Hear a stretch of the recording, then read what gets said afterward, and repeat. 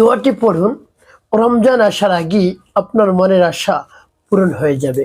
প্রিয় ভাই বোনেরা, আপনার মনে যত ধরনের আশা, আকাঙ্ক্ষা, বাসনা, কামনা রয়েছে, রব্বি কারিম সবকিছু পূরণ করে দিবেন।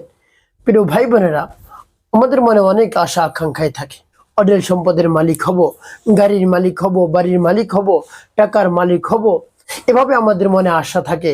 প্রিয় ভাই বোনেরা, সে আশা আকাঙ্ক্ষা পূরণ করার জন্য আপনি যদি এই দোয়াটি পাঠ করতে পারেন, রমজানের আগেই আপনার সকল আশা আকাঙ্ক্ষা, মনের বাসনা, কামনা রব্বে কারিম পূরণ করে দিবেন। প্রিয় ভাই বোনেরা, আপনি আনন্দে আত্মহারা হয়ে যাবেন। তো প্রিয় ভাই বোনেরা, পবিত্র শাবান মাস চলছে। এই শাবান মাসের অত্যন্ত গুরুত্ব এবং ফজিলত রয়েছে। এই শাবান মাসে আল্লাহর হাবিব সাল্লাল্লাহু আলাইহি সাল্লাম অনেক বেশি বেশি ইবাদত করতেন। এই শাবান মাসে যদি আপনি দোয়া করতে পারেন, সেই দোয়া রব্বে কারিম কবুল করে নেবেন। তাই আমার দেখার নিয়ম যে আপনি সেই দোয়াটি পাঠ করুন, আপনার মনের আশা আকাঙ্ক্ষা, বাসনা, কামনা সব পূরণ হয়ে যাবে ইনশাআল্লাহ। প্রিয় ভাই বোনেরা, আমলটি কখন কিভাবে করবেন, কোন নিয়মে করবেন, আমলটি করে কিভাবে উপকৃত হবেন আমি বলে দিচ্ছি। প্রিয় ভাই বোনেরা, আমলটি করার শুরুতে আপনাকে উত্তম রূপে পবিত্রতা অর্জন করতে হবে। তারপরে পবিত্রতা অর্জন করে একেবারে উত্তম পোশাক পরিধান করবেন। তারপরে আপনার জীবনের গুনার কথা স্মরণ করে ক্ষমা প্রার্থনা করবেন। তারপরে আপনি কিবলামুখী হয়ে বসবেন। এরপর আপনি 3 বার ইস্তিগফার পাঠ করবেন, আস্তাগফিরুল্লাহ আস্তাগফিরুল্লাহ আস্তাগফিরুল্লাহ, বা পূর্ণ ইস্তিগফারটি আপনি পাঠ করতে পারেন, আস্তাগফিরুল্লাহ রাব্বি মিন কুল্লি যামবি ওয়া আতুবু ইলাইহি লা হাওলা ওয়ালা কুওয়াতা ইল্লা বিল্লাহিল আলিয়্যিল আযীম। এভাবে আপনি ইস্তিগফার পাঠ করবেন। তারপর 3 বার দুরূদ শরীফ সাল্লাল্লাহু আলাইহি ওয়াসাল্লাম সাল্লাল্লাহু আলাইহি ওয়াসাল্লাম সাল্লাল্লাহু আলাইহি ওয়াসাল্লাম। এভাবে যখন ইস্তিগফার এবং দুরূদ শরীফ পাঠ করা হয়ে যাবে, তারপর আপনি কি করবেন?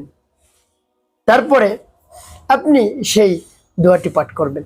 যখন পাঠ করবেন, দোয়াটি মনে মনে ভাববেন, হে আল্লাহ, আমার আমলকে সময়কে কবুল করুন। আমি যে উদ্দেশ্যের জন্য আমলটি করছি সেই উদ্দেশ্য বাস্তবায়ন করে দিন হে আল্লাহ। এভাবে মনে মনে রব্বি কারিমের কাছে বলবেন। তারপরে আপনি সেই দোয়াটি পাঠ করবেন। সেই দোয়াটি আমি বলে দিচ্ছি, যেমন বিসমিল্লাহির রহমানির রহিম, اللهم ارزقنا فإنك خير الرازقين، اللهم ارزقنا فإنك خير الرازقين، اللهم ارزقنا فإنك خير الرازقين। এর সাথে আরো একটি দোয়া পাঠ করবেন, আল্লাহুম্মা ইহফাযনা ফাইন্নাকা খায়রুল হাফিজিন, আল্লাহুম্মা ইহফাযনা ফাইন্নাকা খায়রুল হাফিজিন। এভাবে এই দোয়া দুটি পাঠ করবেন। যখন পাঠ করা হয়ে যাবে, তারপর দুরূদ ইব্রাহিম পাঠ করবেন 7 বার।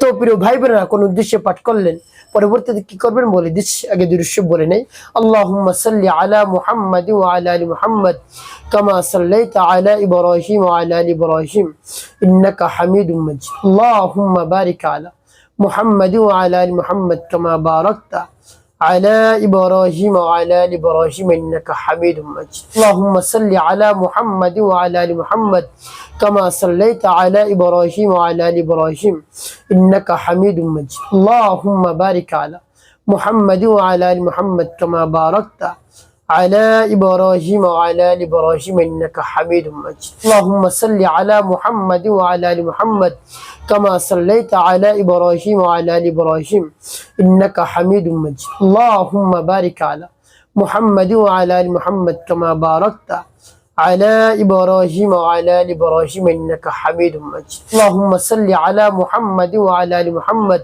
كما صليت على إبراهيم وعلى آل إبراهيم إنك حميد مجيد، اللهم بارك على محمد وعلى آل محمد كما باركت على إبراهيم وعلى آل إبراهيم إنك حميد مجيد، اللهم صل على محمد وعلى آل محمد كما صليت على إبراهيم وعلى آل إبراهيم إنك حميد مجيد، اللهم بارك على محمد وعلى آل محمد كما باركت على إبراهيم وعلى آل إبراهيم إنك حميد مجيد। তো প্রিয় ভাই বোন, এভাবে দুরূদ ইব্রাহিম পাঠ করা হয়ে গেল আপনার আমলটি করা শেষ, কোন উদ্দেশ্যের জন্য আপনি আমল করলেন, তো প্রিয় ভাই বোন আমলটি করা শেষ।